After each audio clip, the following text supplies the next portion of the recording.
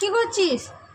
হ্যাঁ, আমি জানলা দিয়ে বার করে পা চলাচ্ছি। তোর পা তো সব বেরিয়ে গেল। কেন? এ তুই বেরিয়ে চলে যাবি রে, কি হাল, তুই তো বেরিয়ে চলে যাবি। এই দেখো ঘাস কই আমার হাতে বসেছিল। ওই দেখো বলতা, তোর বলতা ওই দেখো। বলতে হোক কিছু করবে না? না, কিচ্ছু করবে না। কেন?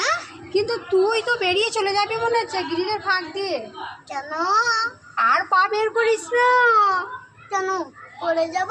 হ্যাঁ, পড়ে যাবি তো। পড়বো না, পড়বো না। তোর তোর যে সরু বডি, তুই সবটাই বেরিয়ে চলে যাবে। যদি মোটা হতাম তাহলে পাটাই তো ঢুকতো না। খেলছে। কারা খেলছে? ওই তো ওরা। তো খেলতে যাসনি?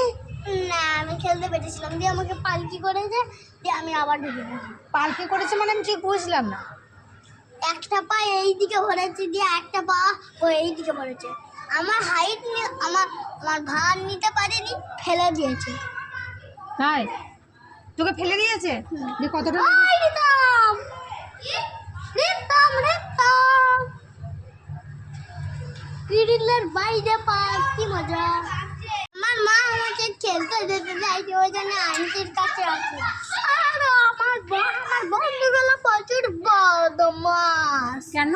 তোমার বন্ধু তোমাকে কি করে? কি সব সময় পালকি করে, কখনো কখনো ভেঙায়। কেমন করে ভাঙায়?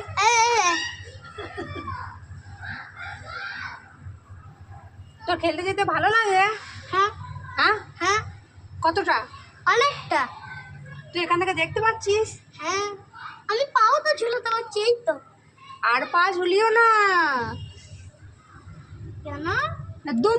এ বাবা, এবার পড়ে যাবি রে, পড়ে যাবি। তোর মা আমাকে বকবে। এখান থেকে পড়ে গেলে? হ্যাঁ, এখান থেকে পড়ে গেলে আমাকে কি বলবে বলতো? কি বলবে আমি রেখে দিলাম বৌদির কাছে, বৌদি আমার ছেলেটাকে একটু দেখেও রাখতে পারিনি। তোর আন্টির কাছে থাকতে কেমন লাগে? ভালো। ভালো লাগে? হ্যাঁ।